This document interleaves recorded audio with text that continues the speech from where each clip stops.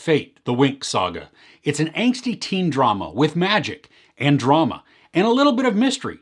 And did I mention there was drama? Well, I am a sucker for angsty dramas. I don't always like them, but I'm often sucked right in. So how did this one play out for me?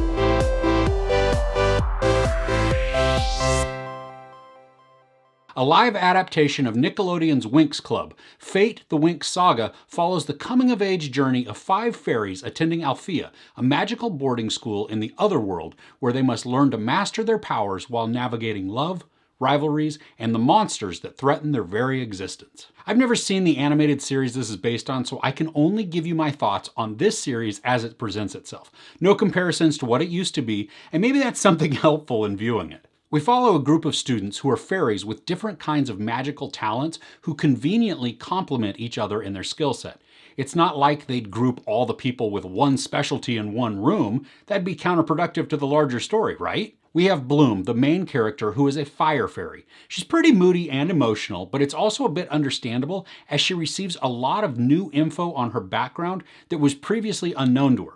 We get details piecemealed to us over the course of the show, weaved in and out as Bloom tries to discover her past. There's Aisha, who is a water fairy and shares a room with Bloom. She's headstrong and mostly confident, but moments of doubt do help to add complications to her character. Musa is a mind fairy and an extreme empath. In this season, her powers are cool, but I have the feeling we've yet to even scratch the surface of what she can really do. Stella is a second-year student sharing the suite with all of the other first years. She's got attitude and doesn't totally play well with others. She's a light fairy and can do some pretty awesome things, not just help you find your way in the dark. The final girl in the suite is Tara, and she ended up being my favorite character of the show. She's a bit geeky, but seriously smart and in tune with everything around her, even if she's wildly awkward and oversteps social norms. She's an Earth Fairy, and yeah, the show does acknowledge the fact that she's an Earth Fairy named Tara, and I appreciated that. But to me, she was the coolest character. The one who is down to earth in a place, kind of like high school, where it's more normal to lie about who or what you are, and she's also a loyal friend. There are a couple of guys who are key players, as well as 3 of the main teachers at the school.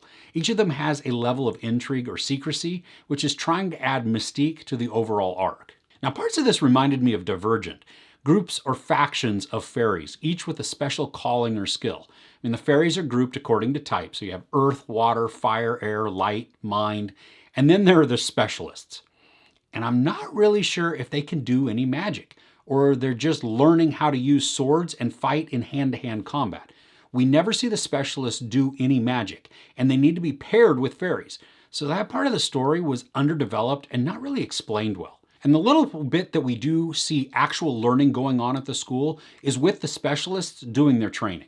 I think it would have been good to show us more of the interactions in class and to see what more of the students are learning. There's 1 or 2 small little scenes that give us a little bit, but on the whole, this is supposed to be at a school and we just follow them around actually after class as they go to parties. So like I said, this is based on an animated series, but I saw an article where the creator of the original series, who also helped create this one, said that this was edgier and made for the parents. So that being the case, I don't think it's too much to ask for more detail on the story details, especially if they want to draw in a larger and more diverse audience. But also, this isn't very edgy, especially by today's standards. The characters smoke some joints, they almost have sex, and they cuss a bit, even if they throw around the F word now and again. But on the whole, this is pretty tame. And I'm sure in comparison to the Nickelodeon cartoon this is based on, it is edgy, but I've watched quite a few shows directed at older teens in the last several months, and this one is probably the least offensive. The drama comes in many forms in this show, but a lot of it surrounds the relationships between the suite mates and a couple of the guys at the school. The drama over boys or relationships isn't that deep, or really that involved. What the show introduces is really more surfacey. It's shallow relationally, which doesn't create too deep of conflict. And the writers try to make the story more dramatic, but it doesn't totally land it every time. I do like how the show attempts to tackle some themes though. They look at bullying, expectations, healing, and personal growth. And while they don't dive into them as deeply as they can, the show does make an effort to confront these and speak into them. In addition to the drama of relationships, there's a three-pronged mystery going on. One aspect is Bloom trying to figure out her past. Another area of mystery involves a student searching for something they believe the headmaster has.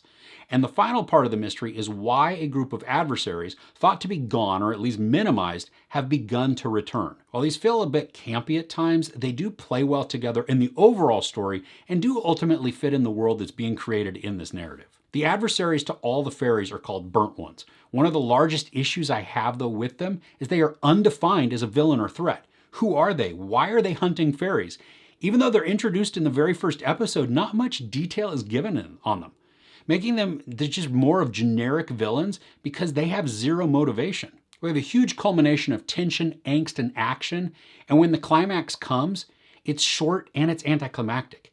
I was looking forward to something small-scale epic, but it was just small-scale, and it was over way too quickly. We also do get a cool moment with Bloom, but it looks more like a music video with some fairly cheesy special effects. And speaking of special effects, they're inconsistent in quality. Sometimes they look great, other times just okay, and there are a few moments where they're just kind of tragic. As an example, Tara is growing pots in a plant, and she makes movements like Dumbledore as he spins the water to fight Voldemort in the Ministry of Magic. She's just doing this. I don't know why they didn't ever show the plants growing from the pot. Instead, every time we get an upshot looking from below the pot, so we can't see the thing begin to grow. The first time they do this, no big deal. But then they did it the same way several times, and it just felt lazy. The scenery is nice in this, but I'd love to explore more of the world, even if we just see around the land surrounding the school. There are some forest shots which are beautiful, and we also get some aerials showing the school itself, and then some scenes where the specialists train. I get the sense that the school is more like an expansive castle with all kinds of hidden passageways and fun places to explore. But we're barely shown anything. It would be fun to explore more of that or use it to add some excitement to some of the story directions. There's a place on the school grounds where some of the magic culminates. It's kind of like a magical hot spring. It's cool to look at, but so little time is spent there and not much time is given to building its lore that the place just becomes another set piece and it's ultimately uneventful. I'd also like to have more exploration of the Otherworld, where the school is located. It's kind of separate from Earth, but I don't know if it's actually another world or maybe just a place that is unable to be seen by humans. It would make sense that it's still connected to Earth because people drive around in Range Rovers and Maybachs and update their Instagram and can receive phone calls from the not Otherworld, I guess. So it is attached in some fashion. Ultimately, too much exposition and explanation was saved for the last episode, making the first several episodes feel a bit like filler, even though they were building the relationships and the characters and drama towards what was coming. There's also part of Bloom's storyline that feels very inconsistent as it's being laid out. That one deals with Bloom and her relationship with her parents. Like with many teenagers, their relationship is sometimes strained, and we get glimpses into what it looked like from flashbacks, but when we see the scenes in the present, the relationship looks completely different, and there's not anything to really point to what created the change. And while I know it's minor, it bugged me because it felt inconsistent by not providing an explanation. Now, I really dug the soundtrack in this. It's indie and a mix of upbeat and sad, but not quite emo. I'm not familiar with the majority of them, but they did fit the mood well. There are 6 episodes and each are around the 50-minute mark. Because they saved most of the explanation and even the action for the end, the first portion of the show feels a tad long, or maybe just uneven. I think had a little bit more of the mystery been included, give us some more leads along the way, even if they're false, the story then becomes more engaging. And the dialogue isn't very witty or even deep, but I still found myself drawn to the overall arc of the show. And somehow, even though it has a lot of story issues, I got sucked in.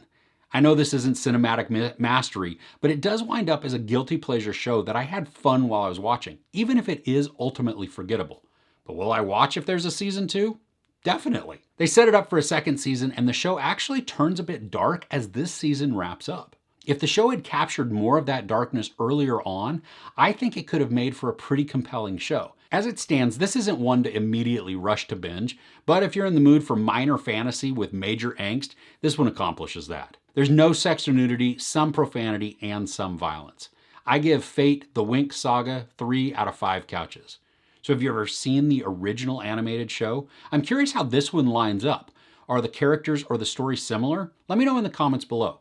If you enjoyed this review, please give it a like. Also, don't forget to share and subscribe. I'm Chris. This is Movies and Munchies. Thanks for couching with me.